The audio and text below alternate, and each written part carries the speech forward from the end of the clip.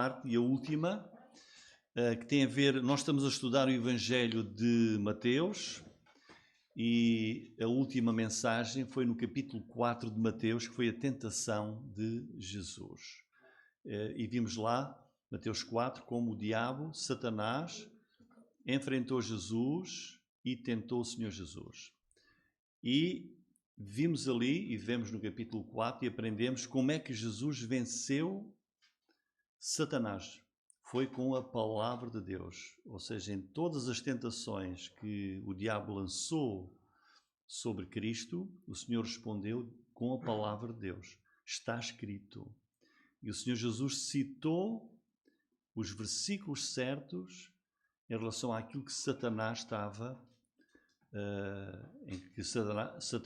a tentar o Senhor Jesus Cristo. E por isso o que é que nós aprendemos no capítulo 4? Aprendemos que Satanás é um ser real e verdadeiro e tivemos 3 mensagens sobre Satanás. E depois vimos que a vitória está na palavra de Deus, nas Escrituras, que o Senhor Jesus utilizou para vencer Satanás. E por isso vamos ter 2 mensagens sobre o valor, sobre a importância da palavra de Deus. Tivemos a primeira já, que foi sobre a inspiração da palavra de Deus, quer dizer, a Bíblia que temos na nossa mão é a palavra de Deus. E a pergunta é, mas como é que este livro foi feito? Quem é o autor deste livro? Qual foi a sua origem?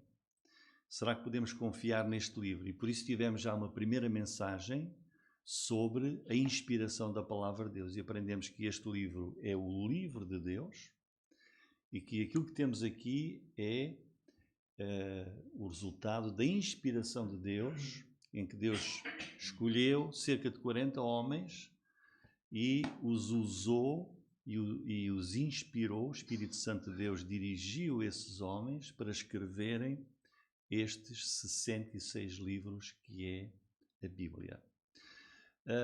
E hoje vamos ter uma segunda mensagem. Eu vou pedir aqui a ajuda para distribuir aos irmãos.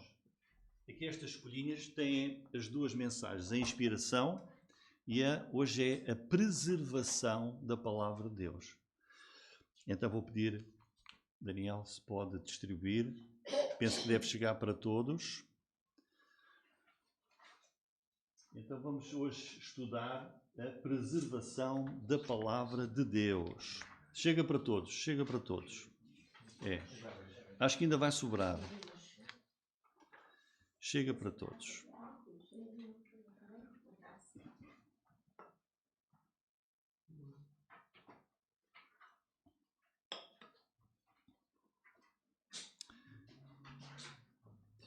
Muito bem, então é bom, podem levar. Se alguém quiser, eu posso mandar por e-mail para ficar lá no computador, se quiserem. Basta dizer-me e eu envio. Muito bem. Então aqui podem ver, na primeira, logo no início foi a mensagem anterior, que é a inspiração. Isto é apenas um resumo. A inspiração da palavra de Deus e hoje é a preservação das Escrituras. Muito bem. Vamos começar então, tem ali um versículo que é Isaías 40, versículo 8, que diz, até está aí nas folhas, seca-se a erva e cai a flor, mas a palavra do nosso Deus, que é a Bíblia, subsiste eternamente. Depois também vou ler Êxodo 17, 14, diz, escreve isto para memória num livro. Ou também 1 Crónicas 16, 15, lembrai-vos perpetuamente da sua aliança e da palavra que prescreveu para 1000 gerações. Ora, então, o tema da nossa mensagem é esse livro que nós temos nas nossas mãos, alguns também têm já no telemóvel, que é a Bíblia, as Sagradas Escrituras. Para dizer, este livro, a Bíblia, é o livro mais notável jamais visto no mundo. Não há livro que se possa igualar ou equiparar à palavra de Deus. Os melhores homens, os mais sábios, têm testemunhado do poder da palavra de Deus como um instrumento para guiar as nossas vidas, para nos iluminar e para nós podermos fazer as melhores escolhas para a nossa vida. A Bíblia é a única palavra revelada pelo único Deus vivo e verdadeiro, que é o nosso Deus. Deus não tem outro livro. Nós temos tantos com muitos livros, podemos ter centenas de comentários que são bons, que nos ajudam a perceber melhor a Bíblia, mas o único livro que Deus inspirou e mandou escrever é a Bíblia, não é mais nenhum. É um livro único. A palavra de Deus é o livro central para dirigir a igreja. A igreja não é dirigida por teólogos, por pessoas muito sábias, por muitos livros e comentários, não é só pela palavra de Deus. O livro mais vendido em todo o mundo, em todas as eras, o livro mais publicado em todo o mundo, mais traduzido em todas as línguas que nós possamos pensar, o livro mais lido em todo o mundo é a Bíblia, é a palavra de Deus, é este livro que Deus inspirou e mandou escrever. É imbatível. Mas não há nenhuma nação no mundo, mesmo aquelas que oprimem e que proíbem, não há país no mundo que não tenha uma Bíblia. Não há nenhum livro que se tivesse estendido a todo o globo, a não ser a Bíblia. E porquê? Porque Deus assim quis. Porque este é o livro inspirado por Deus. Um livro que está em todo o mundo, em todas as eras. Muito bem, irmãos. Então, com isto em mente e como introdução, vou fazer algumas perguntas. Até que ponto é que nós podemos confiar? Estou aqui a pegar tenho aqui várias Bíblias. Até que ponto é que nós podemos confiar na verdade da palavra de Deus que temos na nossa mão? Como é que nós sabemos que o livro que os irmãos têm nas vossas mãos é a Bíblia, é a palavra que foi inspirada por Deus há milhares de anos atrás? Nós vimos que Deus inspirou os primeiros livros por volta do ano 1400 antes de Jesus vir e terminou próximo do ano 100. Portanto, levou mais ou menos 1500 anos em que esses 40 homens foram inspirados e começaram a escrever. Como é que nós sabemos que este livro, do ano 2024, é a palavra que Deus inspirou? Até que ponto é que nós podemos confiar que a Bíblia não tem nenhum erro, não tem nenhuma falsidade, que merece a nossa confiança, merece o nosso crédito e que ela tem, portanto, completa autoridade? Até que ponto? Será que nós acreditamos, confiamos que o livro que temos aí nas nossas mãos é, de facto, a eterna e pura palavra de Deus? Então eu vou responder e dizer que sim. Este livro que nós temos é, de facto, a palavra de Deus. E porquê?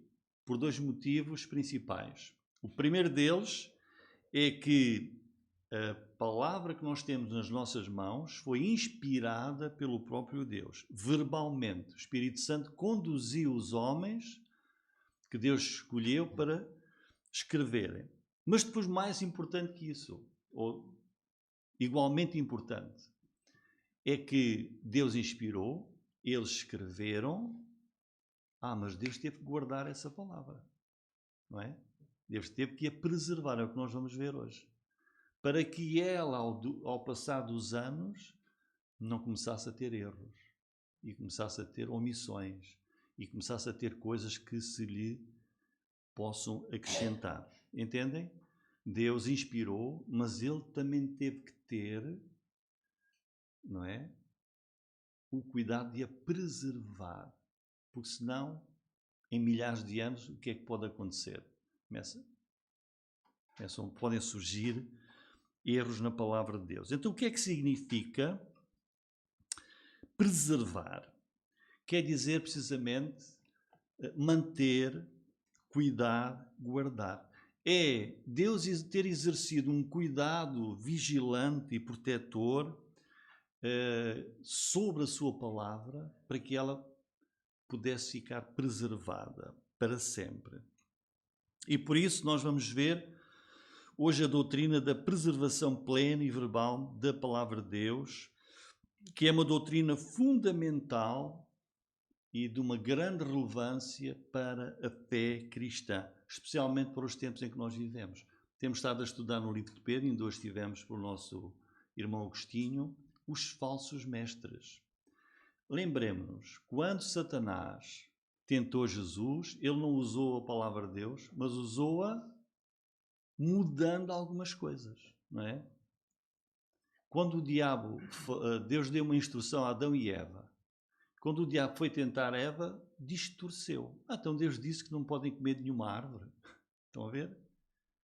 Deus disse, quer dizer, Deus ordenou, Deus disse.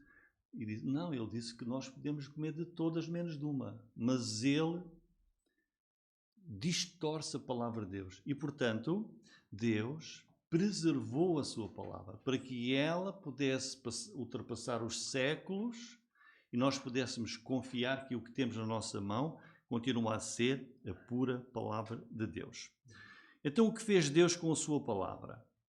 Deus não apenas a inspirou, Deus não apenas chamou Moisés, chamou Pedro, chamou João, Isaías, chamou Davi, e o Espírito Santo inspirou e ele escreveu, mas também depois dela estar escrita, guardou-a, preservou-a. Porque só assim nós podemos confiar que tudo o que é nela continua a ser a palavra de Deus. Mas então vamos ver, como é que Deus ao longo dos milénios guardou e preservou cuidadosamente a sua palavra, para ela permanecer fiel e atravessar milénios até aos nossos dias. E esta é uma questão muito importante, como iremos ver. Como é que Deus então fez esse trabalho de cuidar da sua palavra? Então vamos ver hoje como é que Deus preservou a palavra que ele inspirou. Em primeiro lugar, ele preservou-a por escrito. Por escrito.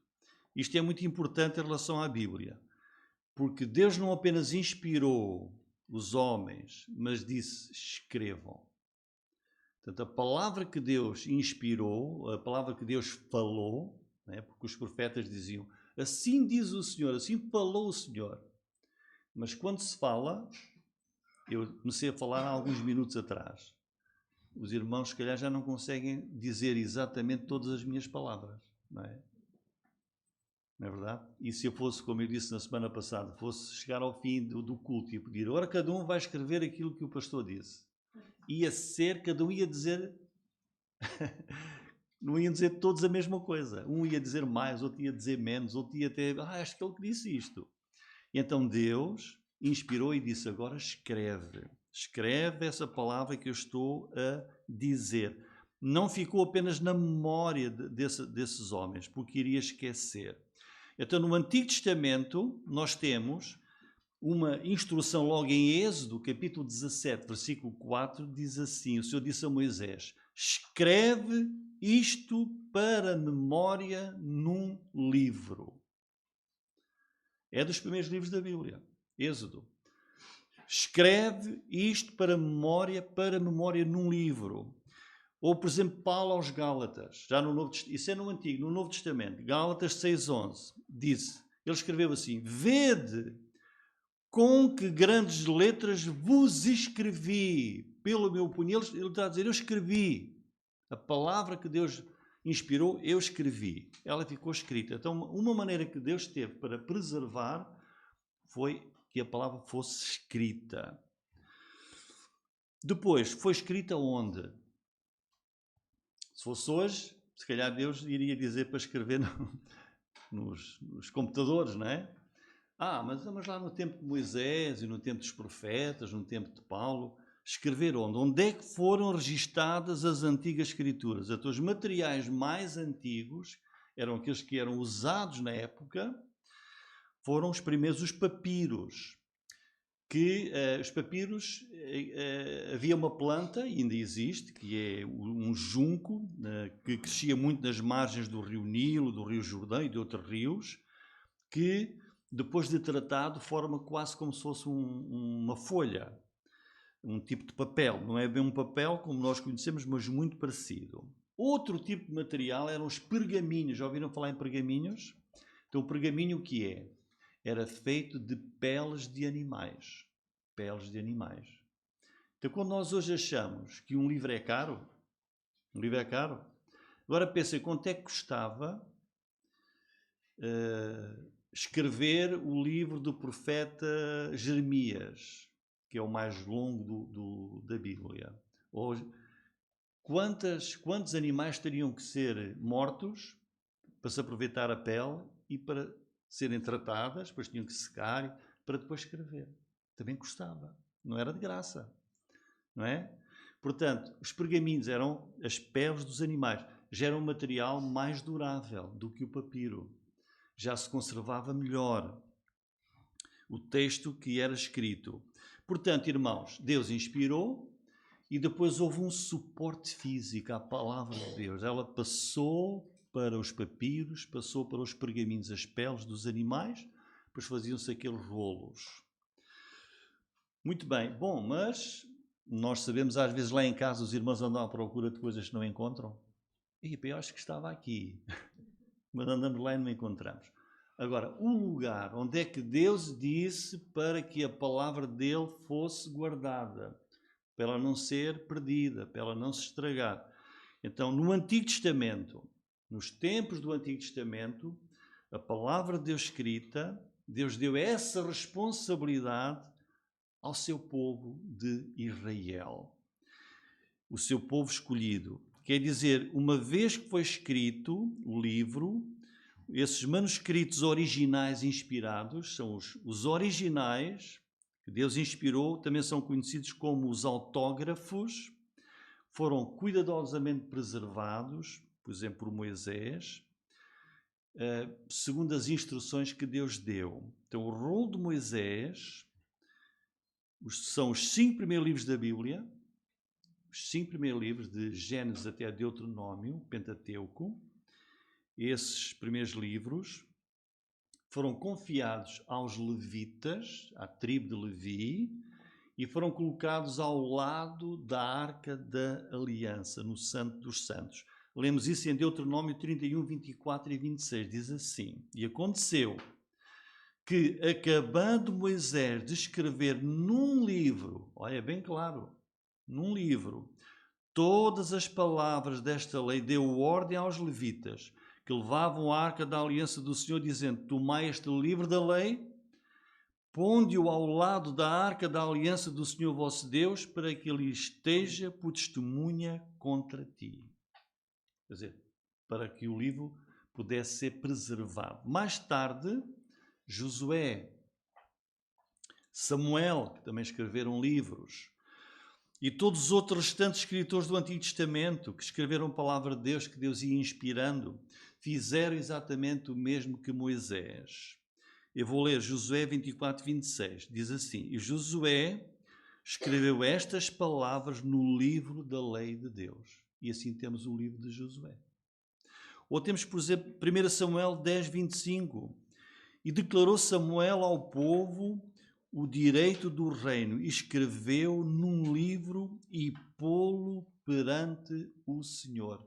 Quer dizer, estava lá naquele tempo ainda no tabernáculo. Era o lugar da habitação de Deus. Tanto que estes preciosos originais foram depois transferidos para o templo que Salomão construiu em Jerusalém e que substituiu o tabernáculo do deserto. Ora, ouçam o que é que um sacerdote, Ilquias, vejam como ele se refere a estes livros. Diz assim, temos isso em 2 Crónicas 34, 15. Achei o livro da lei onde? Na casa do Senhor. Estava lá na casa do Senhor, que era o templo.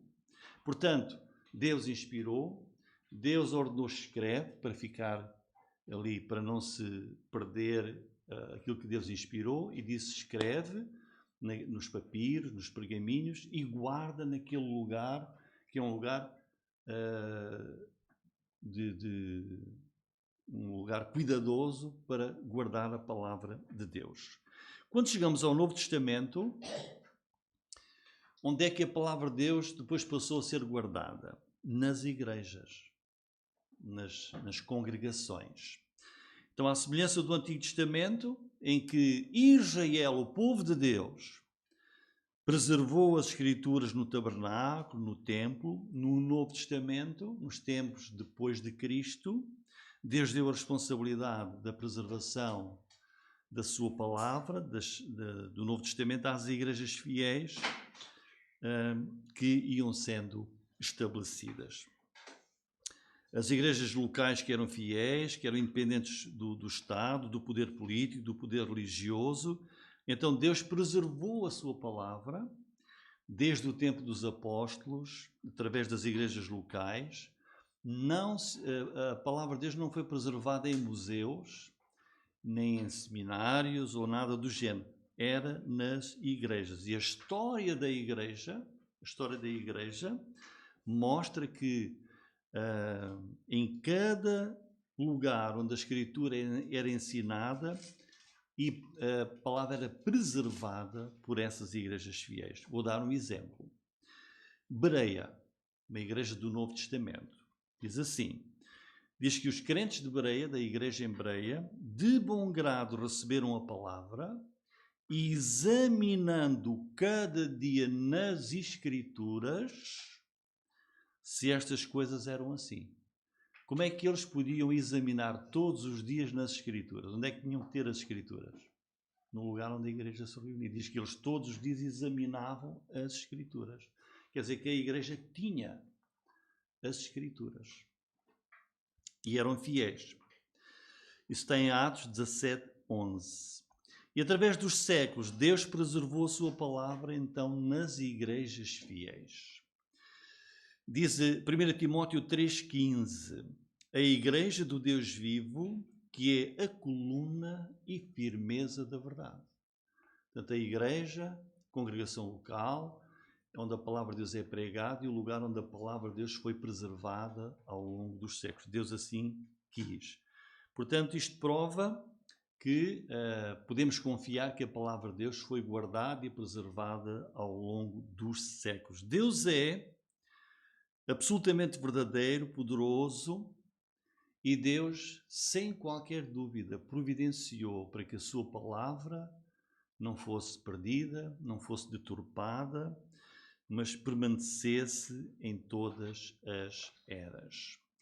É por isso que nós podemos dizer, como Pedro, o apóstolo Pedro, escreve em 1 Pedro 1,25. Olha o que ele escreve.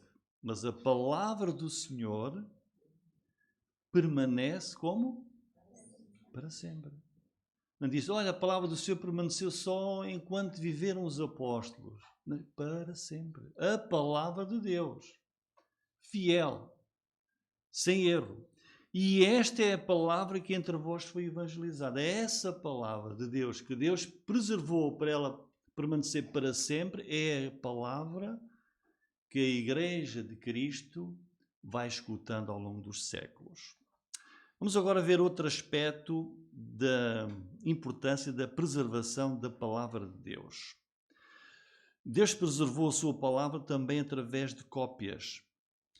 O que é que acontece quando um livro começa a ser muito, muito manuseado? O que é que vai acontecendo? Vai-se estragar, não é? Então, a mesma coisa acontecia com os rolos, os pergaminhos, os papiros. A esses originais, imaginemos, Isaías escreveu. E depois esse era o livro que ia sendo lido e ensinado ao povo. Então, nas dezenas, centenas de vezes que esse livro foi manuseado, aberto e lido, ele começou a estragar-se, como é lógico. E por isso era necessário, antes que ele desaparecesse e as letras começassem e as palavras começassem a perder-se, foi necessário fazer o quê? Cópias. Fazer cópias. Alguém se lembra na escola primária de fazer cópias, quando o professor dizia, vamos fazer uma cópia, não é? E a gente ia... e depois o que é que o professor ia fazer a seguir? Se tivesse erros, não é? Não podia ter erros, não é? E acham que Deus deixava que as cópias da sua palavra tivessem erros? Não. Exatamente. Portanto, mesmo a copiar pode haver erros. Será que aconteceu o mesmo com a palavra de Deus? Que, notem, o livro, estou a dar o exemplo de Isaías, ou o livro de Êxodo, os livros da lei, começava-se a estragar e Deus preservou, disse, é preciso fazer cópias. E vamos já ver que Deus mandou fazer cópias. E Deus preservou com muito cuidado para que, ao fazer uma cópia, não tivesse nenhum erro. Não é? Portanto, e depois, estivemos a ler o livro de Atos dos Apóstolos, as igrejas a crescerem. Então, a igreja de Jerusalém, depois a igreja em Cesareia, a igreja em Filipe. As igrejas a crescerem precisavam de quê? Da Bíblia, não é? Precisavam de... Não havia ainda a Bíblia. Multiplicavam-se as igrejas, era necessário que houvesse, cada igreja tivesse todos os livros das Escrituras, os livros do Antigo Testamento e os do Novo, 66 livros. Era preciso fazer muitas cópias. Olha, vejam, por exemplo, Paulo escreveu assim aos Colossenses, capítulo 4, versículo 16. Olha, escutem. E quando esta epístola tiver sido lida entre vós, então ele mandou uma carta aos Colossenses. E diz, olha, quando ela for lida, fazei com que também o seja na igreja dos Laodicenses. E aqui a que foi escrita aos Laodicenses, que venha também para vocês, Colossenses, e lede-a também. Estão a ver os livros, iam de igreja para igreja. Temos aqui esse ensinamento. Portanto, agora vou dizer uma coisa importante, irmãos. Hoje não há nenhum original da palavra de Deus. Todos aqueles primeiros livros foram escritos quando Deus inspirou Moisés, Isaías, Davi, todos. Não existem mais esses originais. Porque se estragaram e depois começaram a ser feitas cópias. Olha, vejam, por exemplo, eu vou ler Deuteronômio 10:4. Foi Deus que deu ordem para se fazerem cópias. Exatas e fiéis, diz assim, então escreveu nas tábuas conforme a primeira escritura. Está a ver? Houve uma primeira que se estragou, como sabem. Então escreve outra vez exatamente o mesmo. Deus disse isso e mandou com que isso fosse feito com a sua palavra. E este preceito de copiar a palavra de Deus foi rigorosamente seguido no futuro. A cópia, vejam aqui, então escreveu nas tábuas conforme a primeira. Então a cópia tinha que ser conforme o original. Sem erro, exatamente igual, para poder ser confiável, para poder ser fiel. Muito bem, mas agora é outra coisa importante. Portanto, os originais começaram a ser copiados, porque cada vez eles iam se estragando, cada vez faziam falta mais livros, mais cópias. Quem é que fez essas cópias? Que é importante. Quem fez essa cópia? Será que podemos confiar nessas cópias? Então nós temos a certeza que esse trabalho foi feito pelos escribas e pelos massuretas.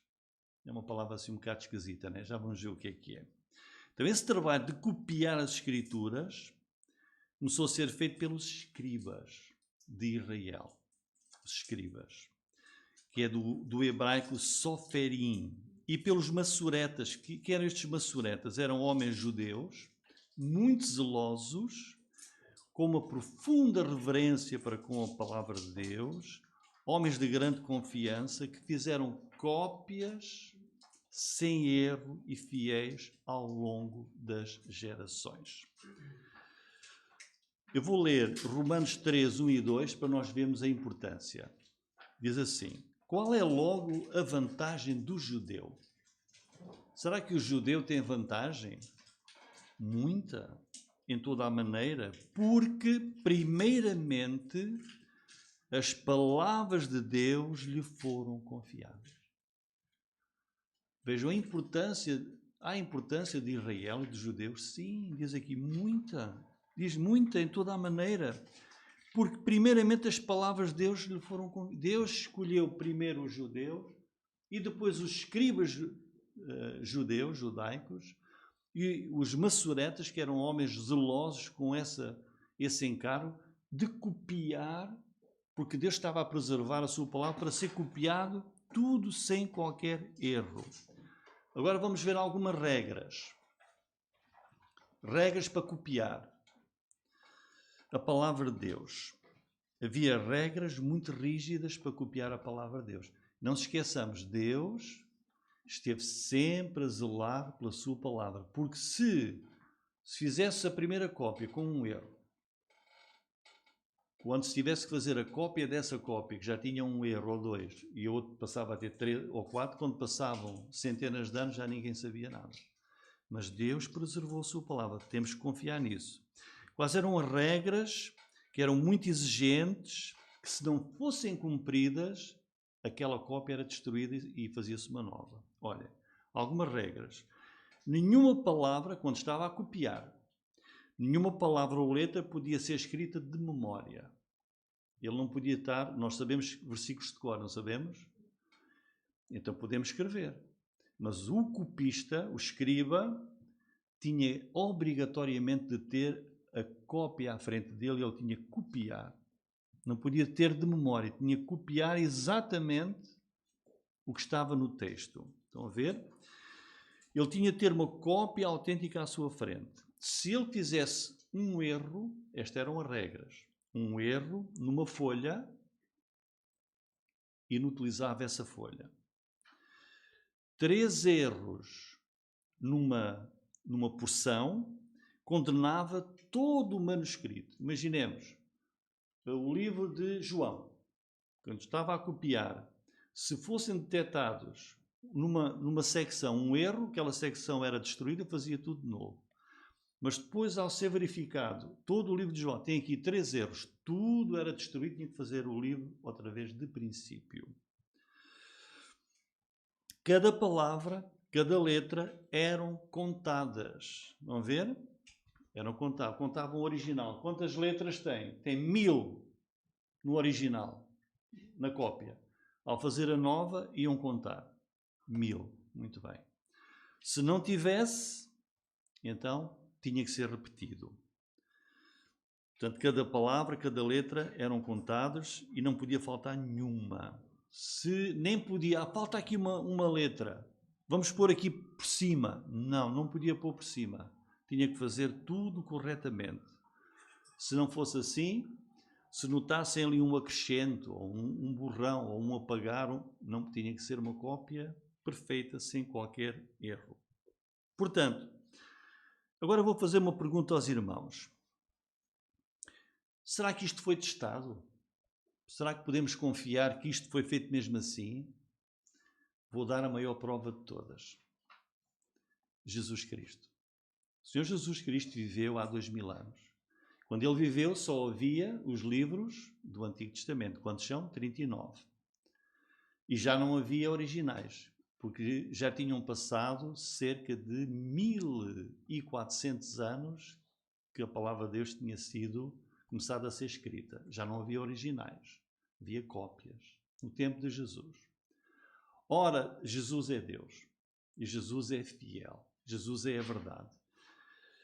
A certeza que nós podemos ter de que no tempo de Jesus os livros eram as cópias de cópias de cópias de cópias, era assim que eram certas, temos na pessoa do Senhor Jesus Cristo. O Senhor Jesus leu alguma porção das Escrituras nas sinagogas? Leu. Não leu? Se ele soubesse que ali havia aquela cópia era um erro, ele ia ler, dizer isto é errado. Não ia ler. O Senhor Jesus leu as Sagradas Escrituras nas sinagogas, lemos isso em Lucas 4,16. Jesus citou a palavra de Deus muitas vezes no seu ministério. Jesus exortou os seus ouvintes para lerem a palavra de Deus, lerem a palavra que existia no seu tempo. Portanto, não há dúvida de que Jesus considerava as cópias que existiam como a verdadeira palavra de Deus. Jesus podia dizer, está escrito aqui, esta cópia, esta palavra de Deus é certa porque Deus a preservou, Deus cuidou dela, para ela permanecer exata desde a sua inspiração.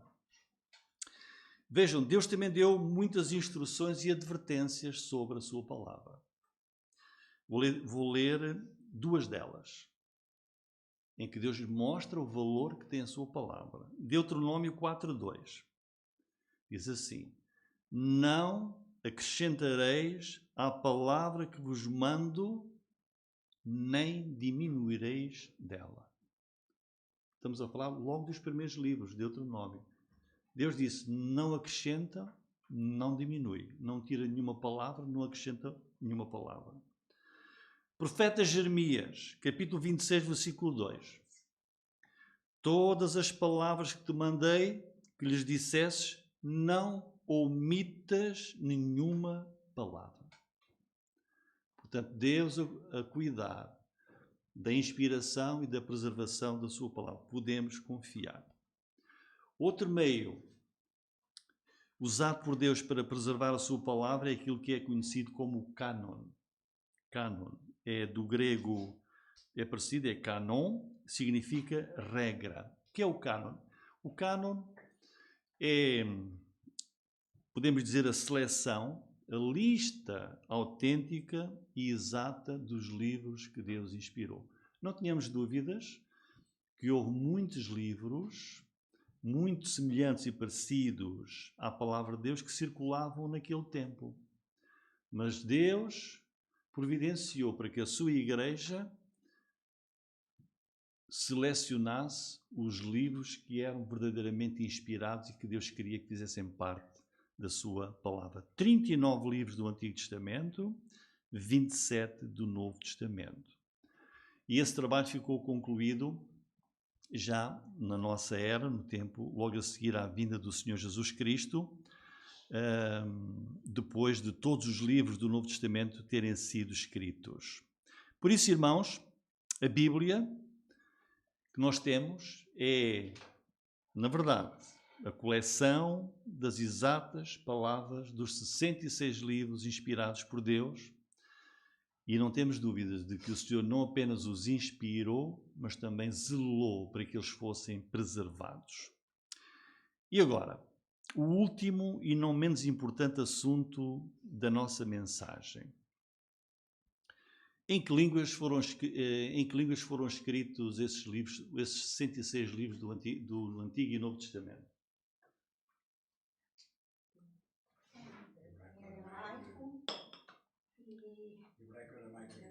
Exato. Hebreu, em hebraico, há uma porçãozinha pequena em aramaico e depois grego. Ok? Muito bem. Mas os irmãos, a Bíblia que têm é em grego, em hebraico? Não. É em português? Pronto. A passagem parece grego. Exatamente. Muito bem. Então o que é que era necessário, irmão? Era necessário traduzir esses livros em que os originais eram grego, hebraico e um bocadinho de aramaico para as línguas das pessoas. Se nós tivéssemos agora aí tudo em grego, tínhamos que andar todos na escola a aprender grego e hebraico, não é? Para podermos perceber. Era preciso então pôr a palavra de Deus em português, em espanhol, francês, inglês, em alentejano também, que é uma língua... em italiano, em alemão, em chinês, japonês. Era necessário, mirandês, ter a palavra de Deus na língua das pessoas, dos povos, não é? Porque não se podia ir, por exemplo, para a Rússia, não é? Ou ir para a Ucrânia, ir para o Nepal, chegar lá e falar a palavra de Deus na língua, as pessoas não percebiam nada, não é? Exatamente. Então, o que Deus quer é que todas as nações do mundo ouçam a sua palavra nas suas próprias línguas. E por isso a palavra de Deus teve de ser traduzida. E esta tradução teve de ser uma tradução fiel. Teve de ser uma tradução o mais literal possível, sem nenhuma invenção humana. Não se pode inventar a palavra de Deus. Ora, quando é que começaram a ser feitas as primeiras traduções para as línguas? Mais ou menos no ano 1500. Por volta, pouco antes, pouco depois. Foi nessa altura, até aí, a Bíblia estava, os livros da Bíblia estavam todos em hebraico e em grego. Mas, a partir de mais ou menos, vamos dizer, 1500, no ano de 1500, começaram a ser feitas as primeiras traduções. Muito bem. Bom, mas havia muitos textos espalhados por todas as igrejas, que, na altura, de grego e de hebraico. Teve que ser, para se fazer essa tradução, teve que ser feito com base num texto hebraico, num texto grego. O texto hebraico, texto base para fazer a tradução para o Antigo Testamento, foi aquele que foi copiado pelos, falámos há pouco, massoretas, aqueles zelosos judeus. O Novo Testamento grego é o conhecido como texto recebido, ou texto tradicional ou majoritário, que é o texto fiel e preservado pelo Senhor. Em grego, por volta do ano 1516, Erasmo publicou pela primeira vez o Novo Testamento grego. Então, Erasmo publicou pela primeira vez o Novo Testamento grego, a partir desse texto chamado texto recebido, receptus. Depois começaram as traduções e versões noutras línguas, a partir do século XVI e XVII. E a base foi precisamente esse texto grego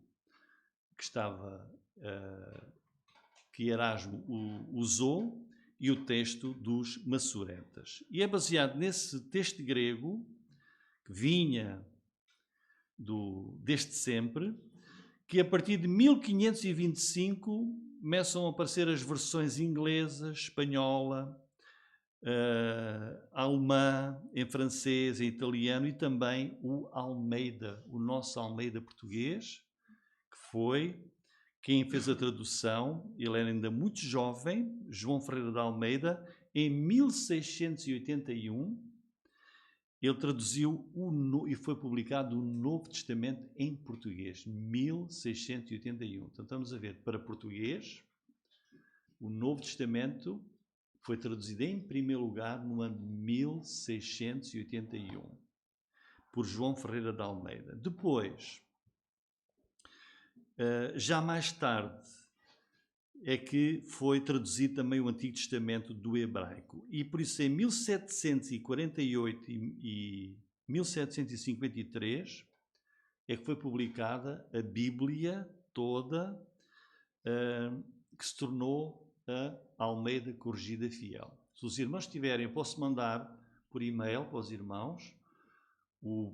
A primeira tradução está em português mesmo muito arcaico, daquele ano, 1681, traduzido por João Ferreira de Almeida. E se os irmãos compararem, o texto é da Almeida Corrigida Fiel, a versão que nós temos aqui e usamos na nossa igreja, 1681, a primeira tradução para o português.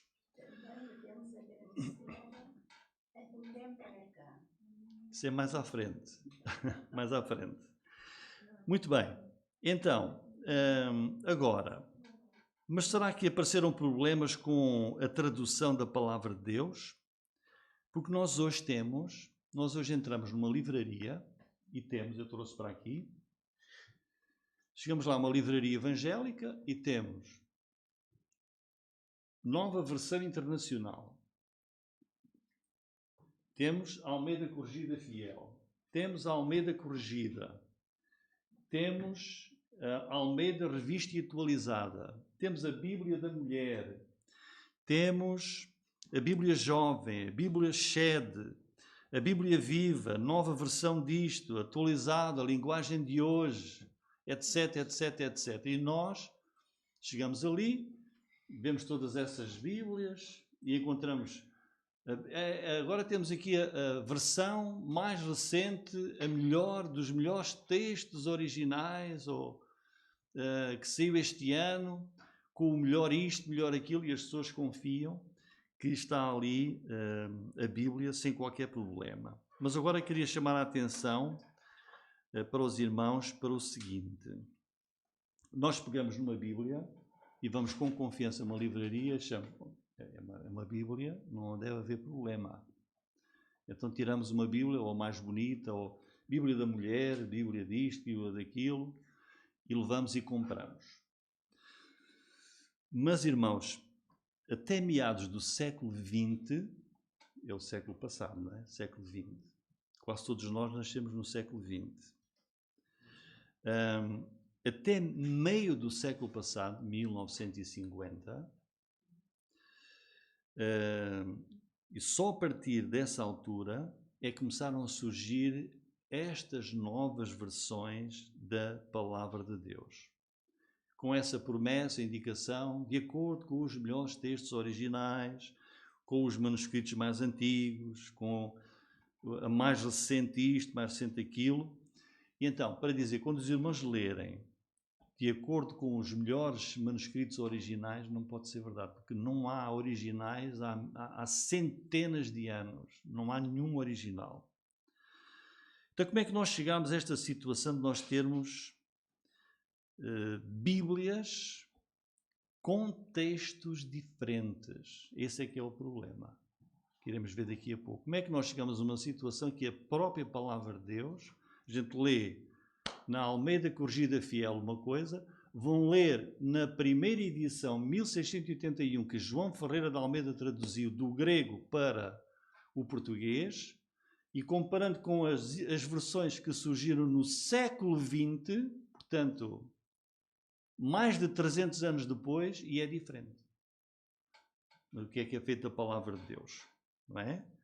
E eu vou dizer porquê. Porque em 1881, notem, cerca de 300 anos depois de começarem a ser feitas as primeiras traduções para as línguas, em 1881, foram encontrados manuscritos gregos do Novo Testamento e os críticos adotaram esses textos em grego que foram encontrados em 1881 como sendo, dizendo que são melhores, são ainda mais antigos do que os outros que sempre se usaram, mas isso não é verdade. E então passaram a adotar esse texto grego base, que foi encontrado em 1881, a usar como referência para traduzir para as línguas, para o português, inglês, todas as línguas.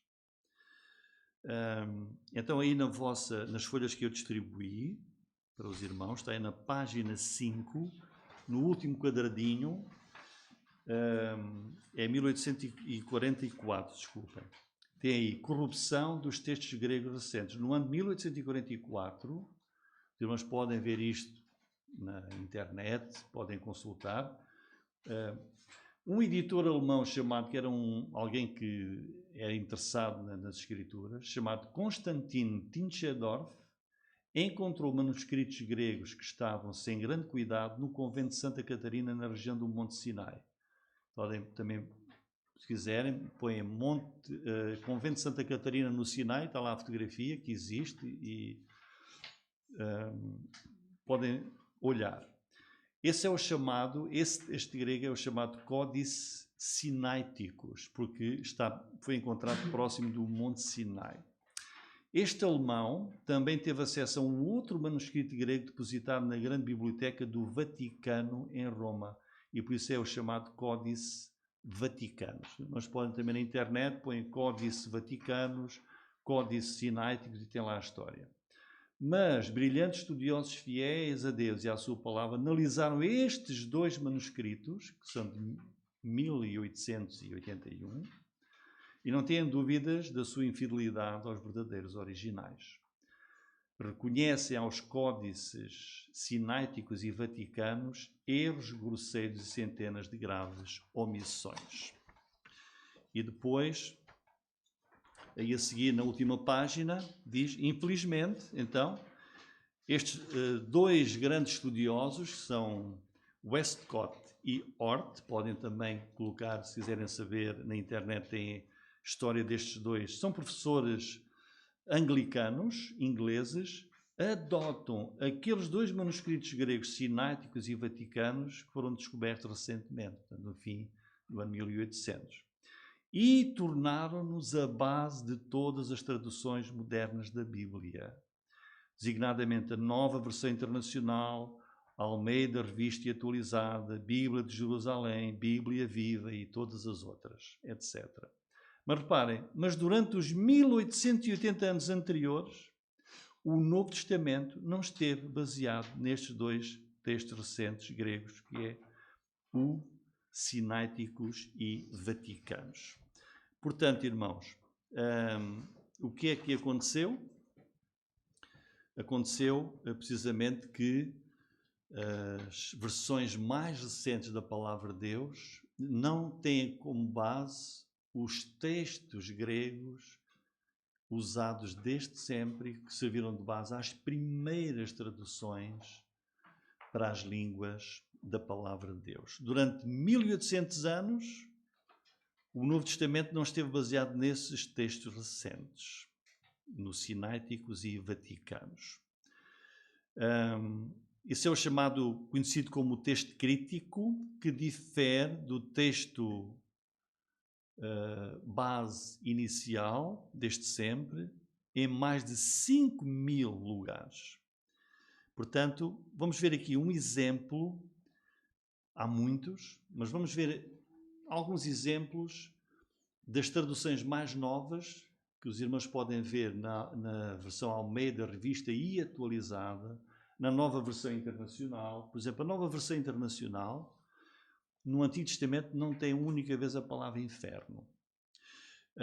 Então veja, Romanos 8.1, os irmãos até podem conferir na vossa Bíblia. Diz assim, a Almeida Corrigida Fiel diz assim: portanto agora nenhuma condenação há para os que estão em Cristo Jesus, que não andam segundo a carne, mas segundo o Espírito. Mas quando vamos para as novas traduções que surgiram a partir de meados do século XX, tem, portanto agora nenhuma condenação há para os que estão em Cristo Jesus. Omitem, não está lá, que não andam segundo a carne, mas segundo o Espírito. Mas Deus diz que não se pode acrescentar nem tirar nada à sua palavra. Como é que as novas versões da Bíblia cortam metade de um versículo? Por exemplo, em Colossenses 1,14, diz assim: em quem temos a redenção pelo seu sangue, a saber, a remissão dos pecados. As novas versões retiram pelo seu sangue. E têm só, em quem temos a redenção, a saber, a remissão dos pecados. Isto enfraquece a obra do Senhor Jesus Cristo. Nós temos a redenção pelo sangue de Jesus Cristo. As novas traduções da Bíblia não têm, retiraram pelo seu sangue. Por exemplo, João 3,15. Para que todo aquele que nele crê não pereça, mas tenha a vida eterna, diz a Almeida Corrigida Fiel. As novas versões dizem, para que todo aquele que nele crê tenha a vida eterna. Retiram, não pereça. Estes são apenas alguns exemplos, mas nós vimos aqui desde o princípio que Deus guardou, preservou a sua palavra, nada se lhe pode tirar, nada se lhe pode acrescentar. Então a versão Almeida Corrigida Fiel, que é a versão que nós usamos na nossa igreja, em que temos outras, por exemplo, em inglês é King James, de 1611, que é correspondente.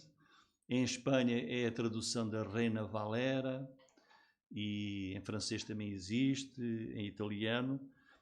Mas em português, no nosso país e também no Brasil, é que corresponde ao texto desde sempre veio como cópias dos originais, é a versão Almeida Corrigida Fiel. Nós acreditamos que Deus preservou plenamente a palavra que Ele inspirou.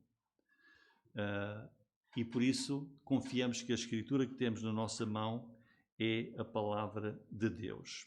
Porquê? Porque assim nós podemos dizer com toda a confiança, assim diz o Senhor. Assim diz o Senhor. Por isso, irmãos, esta é a segunda e última mensagem sobre o valor e a importância da palavra de Deus. Vimos a sua origem, a sua inspiração, como Deus zelou para que ela fosse preservada ao longo dos séculos. E é importante nós sabermos que aquilo que temos na nossa mão é de facto a palavra de Deus que corresponde àquilo que o Senhor inspirou e preservou desde sempre, que é, na língua portuguesa, a versão Almeida Corrigida Fiel, traduzida por João Ferreira de Almeida, que ele traduziu em primeiro lugar no ano de 1681 e que ao longo dos séculos, desde essa altura para cá, continuamos a tê-la nas nossas mãos. Glória ao nome do Senhor, irmãos.